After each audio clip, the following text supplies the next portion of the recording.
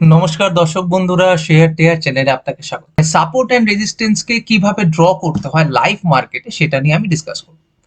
তো সেটা করার আগে আপনাদের তিনটে স্টেপকে কিন্তু ফলো করতে হবে। প্রথম হলো সেই চার্টটাকে আপনাকে জুম আউট করতে হবে। যদি আপনি ইন্ট্রাডে ট্রেডার হন, আপনাকে মিনিমাম 3 থেকে 6 মাসের চার্টকে জুম আউট করতে হবে।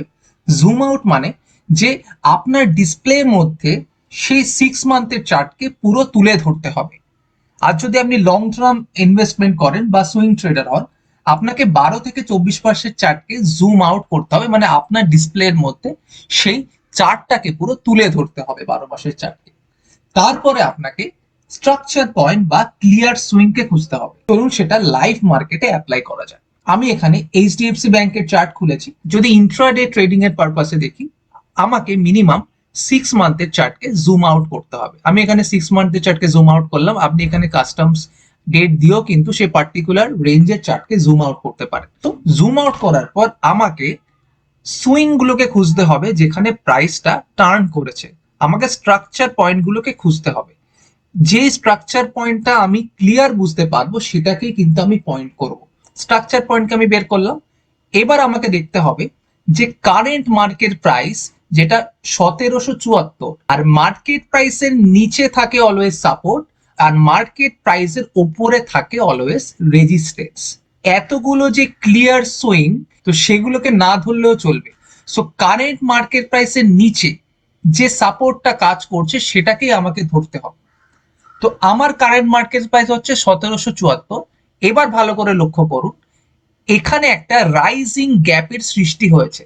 আর রাইজিং গ্যাপ কিন্তু অলওয়েজ একটা সাপোর্ট হিসেবে কাজ করে। আর রাইজিং গ্যাপের আপার পোর্শন একটা সাপোর্ট আমি 1 ধরলাম, আর লোয়ার পোর্শনটাকে সাপোর্ট 2 ধরলাম। আর এই লোয়ার পোর্শনটা যেটার প্রাইস হচ্ছে 1728, সেটা হচ্ছে স্ট্রং সাপোর্ট। লোয়ার পোর্শনের সাপোর্টটা একটা স্ট্রং সাপোর্ট হিসেবে কাজ করে। এবার আরেকটা জিনিস, আমাকে একটা গুড কনফার্মেশন আমি পাচ্ছি। ভালো করে লক্ষ্য করুন, এখানে যে রেজিস্ট্যান্সটা আমি যখন 6 মান্থের চার্টকে জুম আউট করলাম, এখানে রেজিস্ট্যান্সটাকে কিন্তু এই রাইজিং গ্যাপটা যেটা একটা সাপোর্ট হিসেবে কাজ করে সেটা ব্রেক করেছে।